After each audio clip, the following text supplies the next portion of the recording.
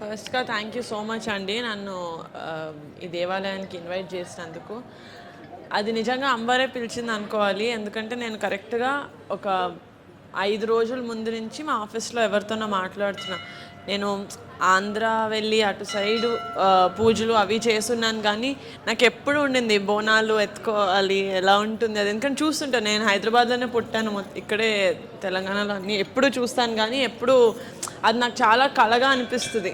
బోనాలు ఎత్తి చాలా అందంగా ఉంటుంది. బట్ ఇలా అడిగానో లేదో ఇలాగా నెరవేరిపోయింది. సో, నాకు చాలా చాలా ఆనందంగా ఉంది. అసలు చాలా చాలా కళగా ఉన్నారు. ఆ కళ్ళల్లో అంటే మొత్తం అంటే ఈ శివుడి నామం పెట్టి దాని మీద వెంకటేశ్వర నామం నేను ఎప్పుడు చూడలేదు. ఇంత అందమైన విగ్రహం చాలా చాలా బాగున్నారు.